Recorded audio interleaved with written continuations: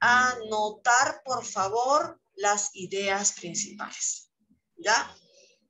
Entonces vamos a ver nuestro video, nuestro tercer video ya, que nos explica, ¿no?, la caída del Tahuantinsuyo. Nosotros sabemos que la primera razón de la caída del Tahuantinsuyo fue la guerra civil. Ahora, la guerra civil terminó, ya se acabó.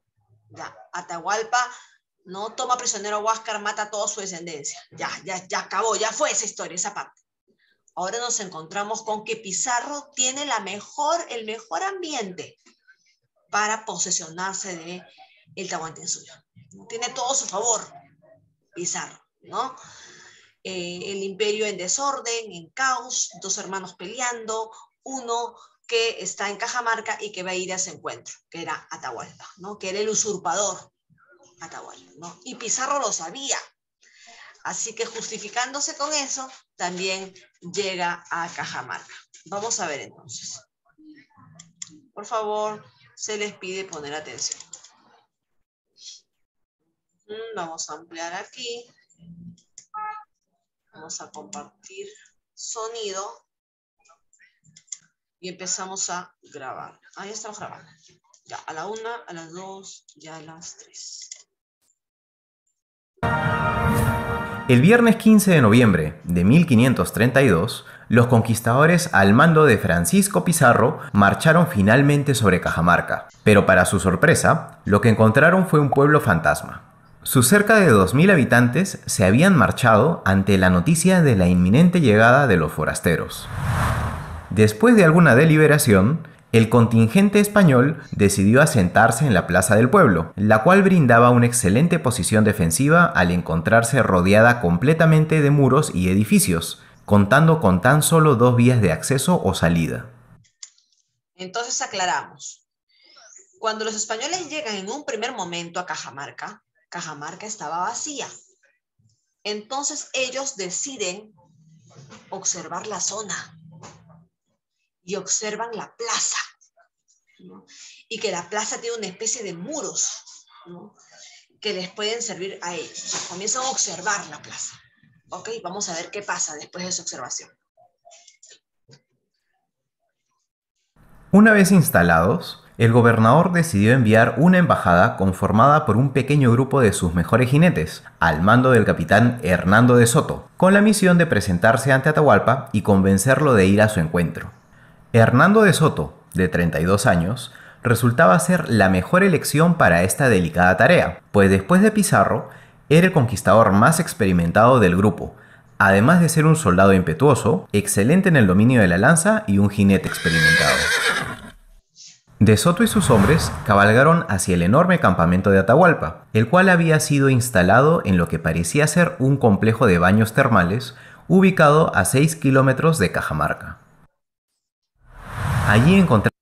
Hasta ahí estamos de acuerdo, ¿cierto? Hernando de Soto es enviado por Francisco Pizarro y le dice, anda a buscar a Atahualpa, que estaba ahí nomás, a 6 kilómetros de Cajamarca, ¿no? En Putumarca, ¿no? En Putumarca, ahí estaba Atahualpa. Así que lo manda para que se entreviste, ¿no?, con él y le dijera pues que Francisco Pizarro lo estaba buscando, ¿no?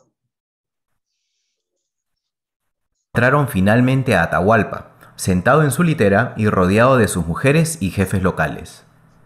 De Soto cabalgó tan cerca del Inca que la respiración de su caballo agitó las plumas de la mascaipacha. Sin duda estos españoles sabían cómo caer pesados.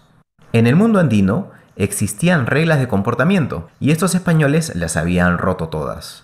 Para comenzar, los jefes nunca miraban directamente al Inca y debían mostrar gran deferencia y respeto en su presencia, pero los españoles seguían montados en sus caballos y hablaban con insolencia y altanería. Recordemos, hijos, que los orejones, ¿se acuerdan de los orejones? Los orejones eran la nobleza, ¿no? ¿Y por qué les llamamos orejones? Porque la nobleza, así como ven en el video, tienen unos aretes grandes de oro. ¿Los ven? Miren a la colla, miren a las esposas secundarias que eran parte de la nobleza, miren a los curacas, ¿no?, a los jefes de suyos, ¿no? Los suyos, ¿no?, tienen unos aretes de oro grande. Y cuando tú llevas peso en la oreja por mucho tiempo, la oreja se te alarga, se te agranda, ¿no? Entonces por eso les llamaban orejones, ¿ok? Entonces nadie podía mirar al Inca de frente, ni siquiera los orejones, o sea, ni siquiera la parte de la nobleza, ¿no? Ni siquiera el Auqui podía mirarlo de frente al Inca, ¿no? Siempre se tenían que arrodillar y prestarle pleitesía, ¿no?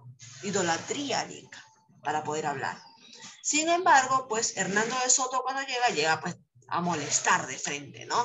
Porque ellos tenían idea de que este era un usurpador y por lo tanto no debían rendirle ningún homenaje, ¿no? O sea, con esa idea también llegan los españoles, ¿no? Para Atahualpa, estos forasteros no eran diferentes a cualquiera de los bárbaros a los que se había enfrentado su padre, motivo por el cual ni se tomó la molestia de levantar la mirada para conocer a su interlocutor. Con ayuda de Martinillo, De Soto inició su presentación, indicándole al Inca que venía en nombre de Carlos V, rey de España y emperador de los romanos, y del Papa, representante de Dios en la tierra, a propagar la fe católica y en propósito de paz perpetua. De Soto asumía que sus palabras habían sido correctamente traducidas. Encargaron a Martinillo, ¿no? Uno de los indígenas que había sido llevado a España, que le explicara al Inca en quechua que los españoles habían venido a evangelizarlos, ¿no? ¿Qué significaba evangelizarlos, Doménica? Para que los bendiciera. Para que les diera la bendición, para que les enseñara, ¿qué cosa, Ashley? Para la religión, algo así. Para que les enseñara la religión católica. Que piensan que son usurpadores. Para que les enseñara la religión católica. Esa es la idea, Ashley. Les enseñara la religión católica porque ellos eran unos ignorantes, ¿no? Supuestamente, ¿no? Entonces Martinillo le está hablando en quechua, supuestamente esto a Atahualpa, le está explicando a Atahualpa eso, ¿no? Vamos a ver si Atahualpa le entendió. Sin embargo, Martinillo era un indio joven de orígenes muy humildes, para quien el quechua no era siquiera su lengua materna, mientras que solo había aprendido a hablar y entender el español escuchando a los conquistadores. Además, no había recibido instrucción alguna que le permitiera entender y dar a entender los misterios y complejidades de la religión católica. Después de un largo silencio, uno de los jefes le informó a De Soto que Atahualpa se encontraba terminando un ayuno ceremonial y que se encontraba indispuesto, por lo que no recibiría visitantes. En ese momento, cuando parecía que la misión de Señuelo había fracasado, Hernando Pizarro llegó al campamento, enviado directamente por su hermano para prestar apoyo en caso la situación se pusiera complicada. Hernando Pizarro le informó a Atahualpa que su hermano, el gobernador Francisco Pizarro, lo había invitado a visitarlo y que él lo consideraba un amigo. Cuando Atahualpa entendió que este segundo personaje era hermano del líder de los forasteros, finalmente alzó su mirada y rompió su silencio, diciéndoles en tono irritado que había recibido informes de que los cristianos habían maltratado a sus súbditos y que estos en represalia habían matado a 3 españoles. Hernando Pizarro sabía que todo lo dicho por Atahualpa era cierto. Sin embargo, negó las bajas que habían sufrido los españoles hasta ese momento, precisando además que ningún indio podría matar jamás a un cristiano, y que, si acaso habían ocurrido maltratos, estos se encontraban completamente justificados por la hostilidad que habían mostrado algunos de sus jefes contra los españoles, cuyas intenciones siempre habían sido pacíficas. Después de algunos breves intercambios, Hernando de Soto notó el interés de Atahualpa por los caballos, así que decidió hacerle una pequeña demostración. Hizo parar a su caballo en 2 patas y luego cargó directamente sobre unos indios, deteniéndose en el último momento, lo que ocasionó que muchos soldados incas salieran corriendo. Ese mismo día, estos indios serían condenados a muerte por mostrar miedo ante los forasteros. Ya para el atardecer, los españoles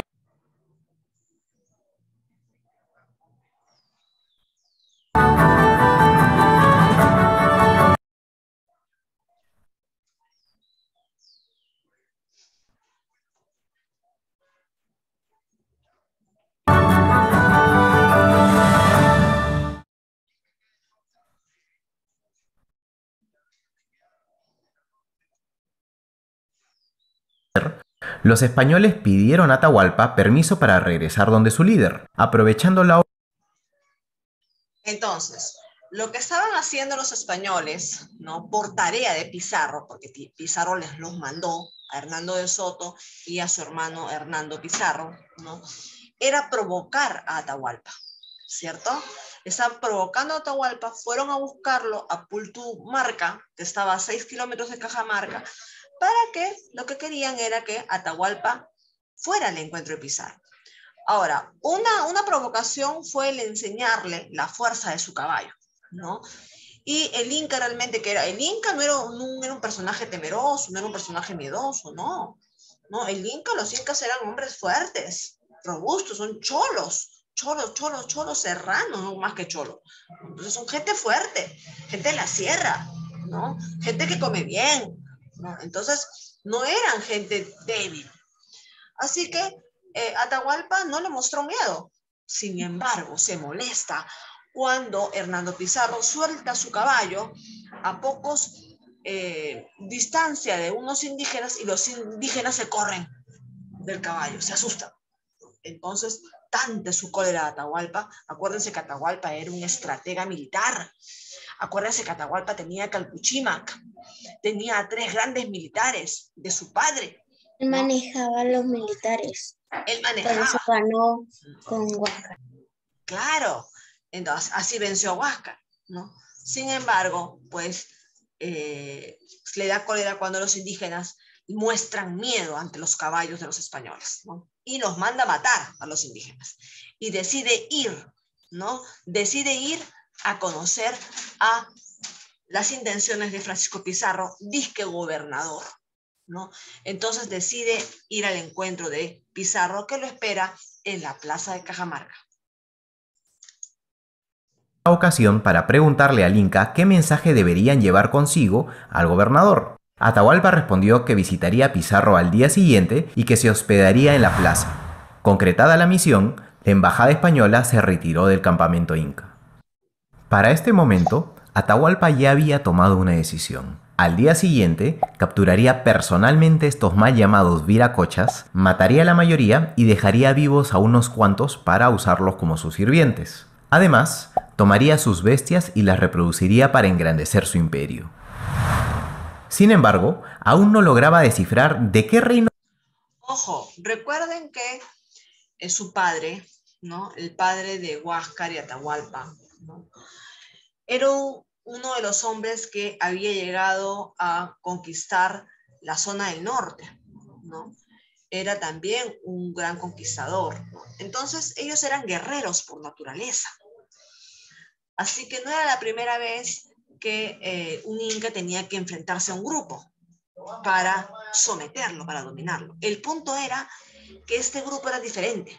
Eran blanquiñosos, eran de ojos claros, tenían rifles, tenían caballos, entonces era diferente. Pero ellos estaban dispuestos a enfrentarlos. Vamos a ver qué pasa. No provenían estos forasteros, aunque presumía que debía ser de uno pequeño, pues de otra forma no entendía cómo podían atreverse a venir tan pocos a enfrentarle. En cambio, su general Rumiñahui abogó por una estrategia más cauta, recomendándole al Inca ordenar un ataque inmediato sobre los españoles sin la necesidad de que éste tuviera que exponerse personalmente. Sin embargo, Atahualpa no accedió, limitándose a posicionar a Rumiñahui y a 6.000 de sus hombres en el valle ubicado a las afueras de Cajamarca, con la misión de cercar, perseguir y desollar a cualquier forastero que intentara escapar de su trampa. Mientras tanto, Hernando Pizarro y Hernando de Soto regresaron a Cajamarca para contarle a Francisco Pizarro todo lo acontecido. Entre otras cosas, le informaron que Atahualpa se había mostrado muy furioso por todos los indios que habían masacrado y por las riquezas de las que se habían apoderado a su paso. Peor aún, ambos capitanes le mencionaron que nunca habían visto a un líder indio con un ejército semejante, estimando las fuerzas de Atahualpa en aproximadamente unos 40.000 hombres. Con toda esta nueva información, Pizarro y sus hombres comenzaron a evaluar sus alternativas. Podían intentar ganarse la confianza. Entonces, veamos, no, Atahualpa tenía 40.000 hombres y tenía Calpuchímac. ¿A quién más? ¿Cuáles eran los dos generales más. Neymar. Rumiñahui y Quisquis.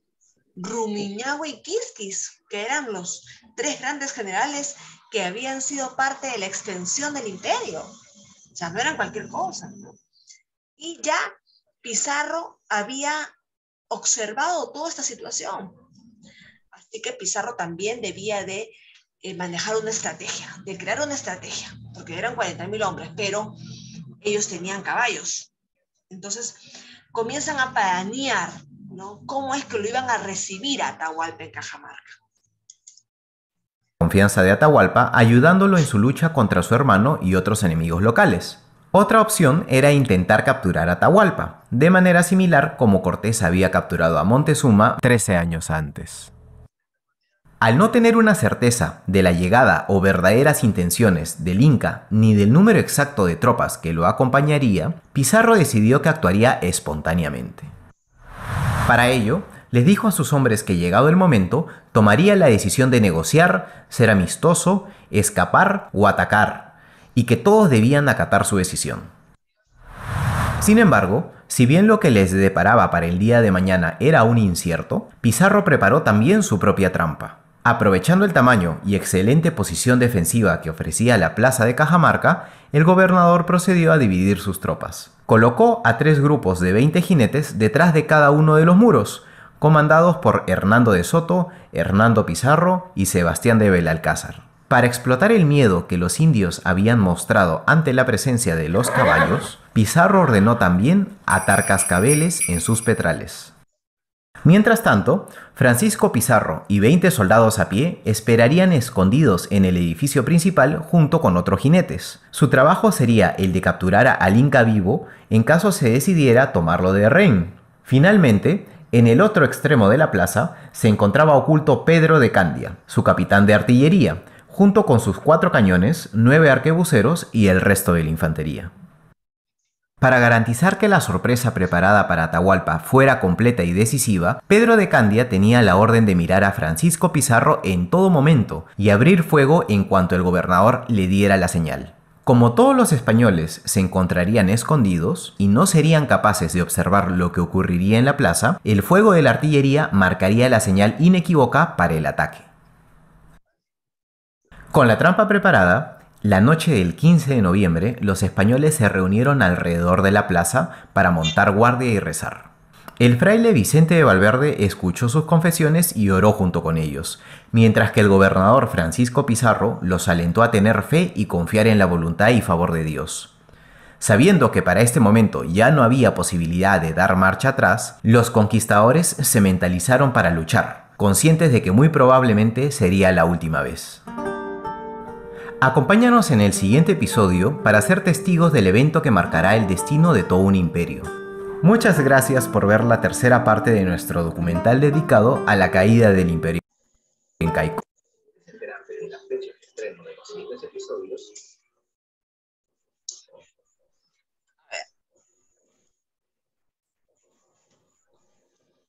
Vamos a continuar con el siguiente video para que ustedes tengan la idea cerrada de qué título le pondrían a este video que hemos visto, que todavía no termina, pero qué título le pondrían. A ver, ¿quién me dice? ¿Quién tiene alguna idea?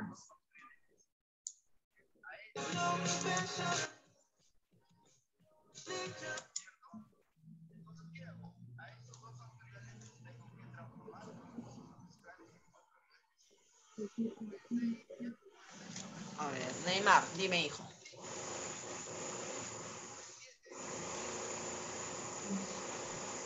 La preparación de Pizarro. ¿Cómo, cómo? La preparación de Pizarro. La preparación de Pizarro. Puede ser, puede ser. A ver, ¿alguna otra idea?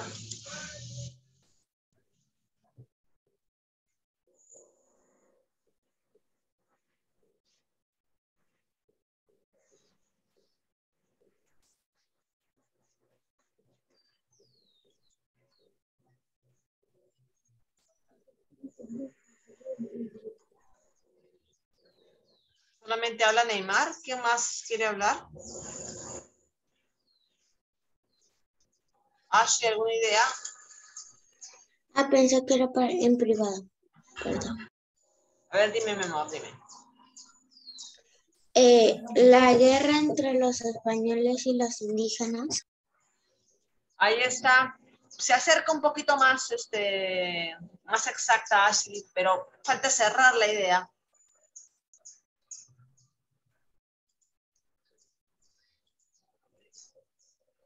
¿Alguien quiere cerrar la idea? Falta ajustar ahí la idea. A ver. Vamos a compartir. ¿No? Julie.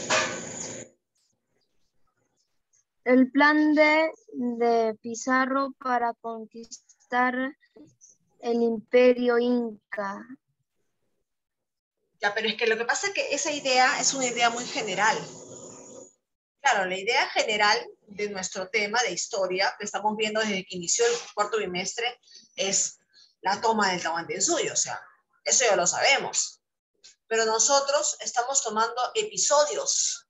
Entonces, ¿cuál sería el tema de ese episodio? Que todavía no termina, pero ya lo vimos la mayoría. Acá ahorita les voy a enseñar el video donde termina. Sí, ya lo escribí. Por hecho. A ver, Valentina, ¿qué me podrías decir? No, hija. Esa es la idea general. ¿Cuál es la idea del episodio que hemos visto ahorita?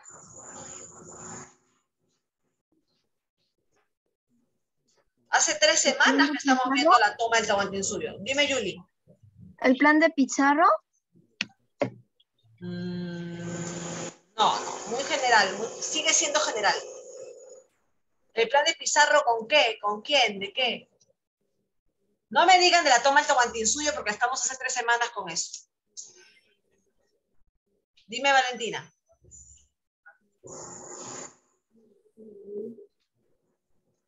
El inicio del ataque de Pizarro. No. El inicio del ataque de Pizarro. Podría ser, ¿ah? El inicio del ataque de Pizarro podría ser. Podría ser, sí, podría ser. El inicio del ataque de Pizarro. Sí, porque recién empieza a atacar realmente, ¿no? Ya, porque, ojo, él ya se había apoderado de oro, ya se había apoderado de, había hecho daños entrando por Piura, ¿no? Hacia Cajamarca. Él ya había hecho desastres, desórdenes, ojo, más de lo que ya había en el imperio, ¿no? Y por eso es que estaba molesto también Atahualpa con él, ¿no?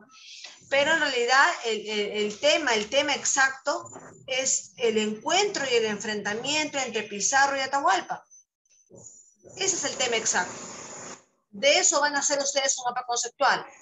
Ojo, estoy dictando el título, Doménica. El tema exacto de este capítulo que acabamos de ver es el encuentro y el enfrentamiento de Pizarro con Atahualpa. ¿Ya? Porque el tema general que estamos viendo desde que inició cuarto bimestre es, obviamente, que la caída del Tahuantinsuyo, los inicios de la conquista.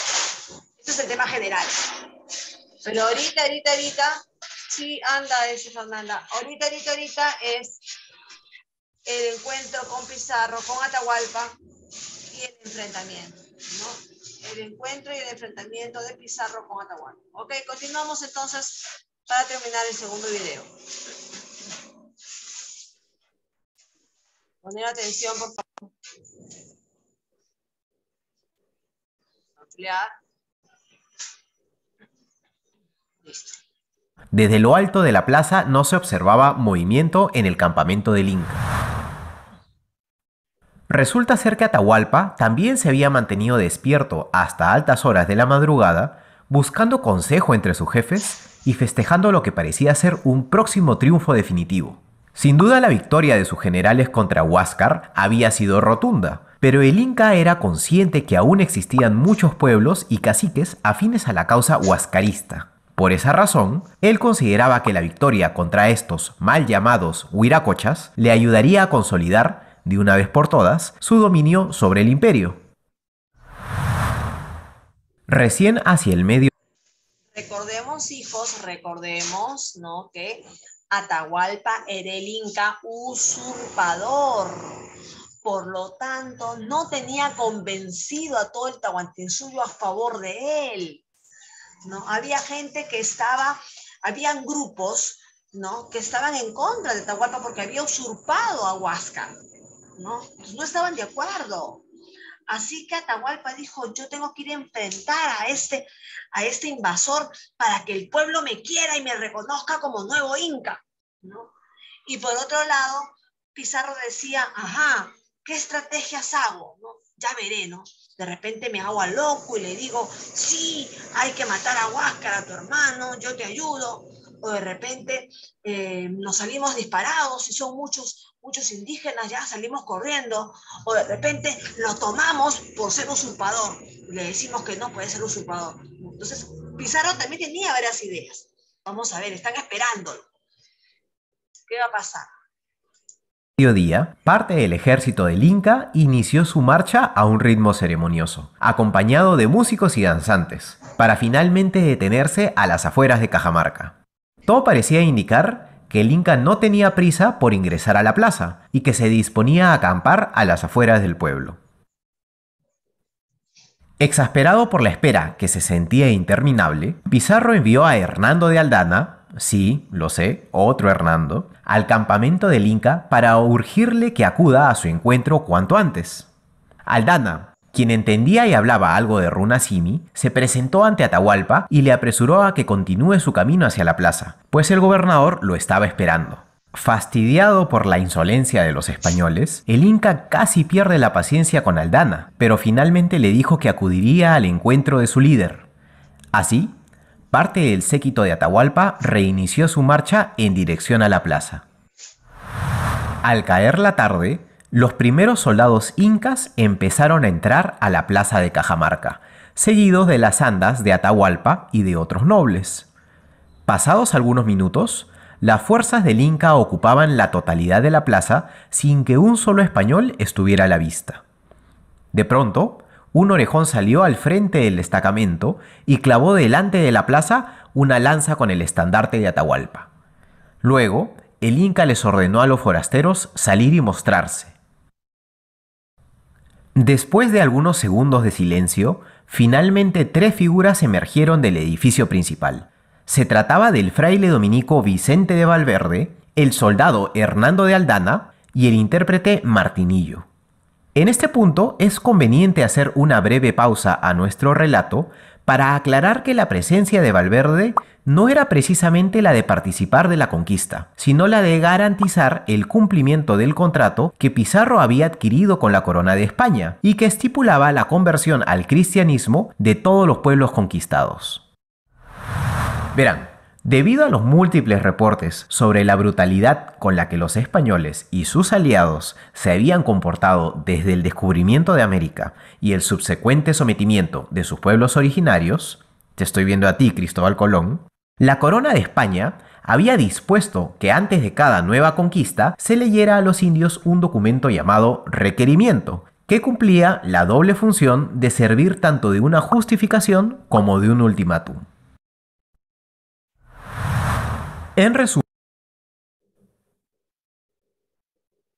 el requerimiento explicaba a los... Les explico, ¿no? ¿Qué quiere decir esto? Ustedes saben de que Cristóbal Colón también hizo 3 viajes para conquistar América, ¿cierto? Y antes que Cristóbal Colón había venido Américo Vespucio, ¿no? Que era otro europeo geógrafo que sabía que este continente, ¿no? Era inconquistado, ¿no? Entonces todo el mundo quería llegar a América, ¿no? Para ver qué cosa de bueno tenía este continente, ¿cierto? Entonces, cuando llegó primero, con los 3 primeros viajes Cristóbal Colón, se dice que se cometieron muchos abusos en toda esta zona de América del Sur y América Central, ¿ya? Cuando llega Pizarro, vuelve a cometer abusos. ¿Y quién era el que le chismoseaba todo a la reina española? Porque la reina era la que daba la plata para estos viajes. Le dio la plata y los barcos y los alimentos a Cristóbal Colón y ahora Pizarro. Ojo, la reina de España era la que solventaba todo el dinero de todos estos gastos. Entonces, ¿quiénes informaban a la reina por cartas todo lo que pasaba, Ashley? ¿Cómo se llaman? Los religiosos. Los religiosos, los dominicos. Ajá. El padre Valverde era, ¿por qué? Porque él sabía leer y escribir, porque recuerden que Francisco Pizarro no sabía ni leer ni escribir. Él le decía para que le escriba a la reina. Exacto, y le informara. Entonces la reina ya se había enterado de que Pizarro también había cometido abusos. Entonces dice, ay, vaya a ser que pase algo, ¿no? Entonces mejor hay que ponerlo bonito. Así que antes de conquistar, antes de que ya conquistamos y ponemos la bandera de España sobre este nuevo continente, hay que leerles un papelito a ellos, diciéndole que nosotros llegamos en paz, que queremos enseñarles la religión católica, porque Dios los va a proteger, ¿no? Y van a ser mejores con nosotros, ¿ya? Hay que leerles eso, ¿ya? Y si así ellos no entienden con eso, ya recién ahí ya metemos la fuerza. Así la reina española, ¿no? La pone bonita, la conquista. Y eso es lo que hace, pues, Pizarro. Los futuros pueblos conquistados, que era su obligación someterse a la corona española y al único Dios. Si luego de escuchar esta información los nativos se negaban a obedecer, entonces toda la violencia que fuera necesaria aplicar estaría justificada hasta garantizar el sometimiento de estos pueblos o su total erradicación. El hecho de que el requerimiento se leyera en español y que los nativos no fueran capaces de entenderlo no importaba. El punto era leerle sus derechos a los indios como medio para lograr el consentimiento de Dios y de la corona de España para todo lo que ocurriera a partir de ese momento. Ahora sí, volvamos a nuestra historia.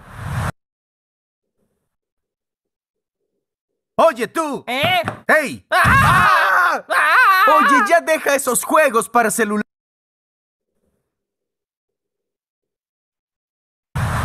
El fraile se acercó al Inca y lo invitó a bajar de su litera e ingresar al edificio principal para que se entrevistase con el gobernador. Pero Atahualpa le indicó que no se movería hasta que le devolvieran todo lo que habían robado de sus tierras. Sin más alternativas, Valverde comenzó a recitar en voz alta el requerimiento, mientras que Martinillo se esforzaba por traducir el confuso mensaje, con ideas tan poco entendibles tanto para el Inca como para el intérprete. Luego de que Martinillo terminara su cuestionable interpretación, la plaza quedó en silencio por unos instantes. Acto seguido, Valverde alzó su breviario e indicó que todo lo dicho por él era palabra de Dios. Esto causó la curiosidad del Inca, quien había escuchado de la extraña costumbre de los forasteros de hablarle a estos objetos rectangulares. Atahualpa exigió a Valverde entregarle el breviario, quien accedió. El Inca examinó el extraño objeto y finalmente, sin entenderlo ni impresionarlo, lo tiró al suelo, reiterando que sabía muy bien cómo se habían estado comportando los cristianos y que no se movería hasta que todos los objetos robados se le fueran devueltos.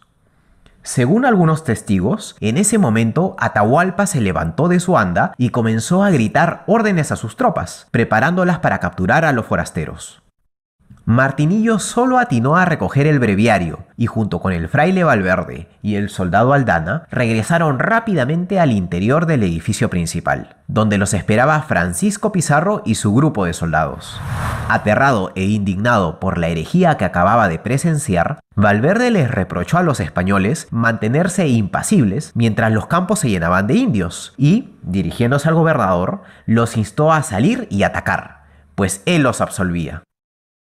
Pizarro lo dudó tan solo unos instantes, pero, comprendiendo que el éxito o el fracaso de toda su empresa dependía de este momento, le dio finalmente la señal a Pedro de Candia para accionar la trampa. Segundos después, los 4 cañones y los 9 arquebuceros apostados en la retaguardia de las tropas de Atahualpa abrieron fuego sobre la plaza.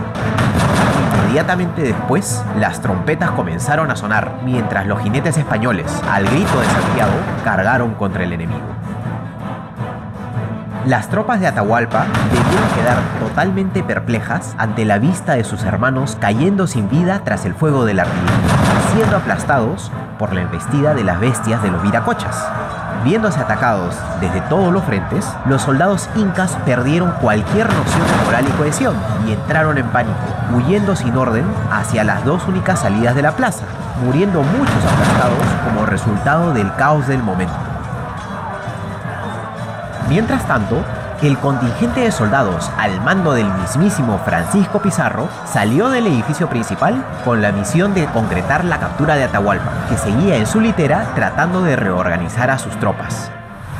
Pizarro logró tomar del brazo izquierdo a Atahualpa, pero fue incapaz de tumbarlo. El resto de los españoles comenzó a matar uno a uno a los cargadores reales, pero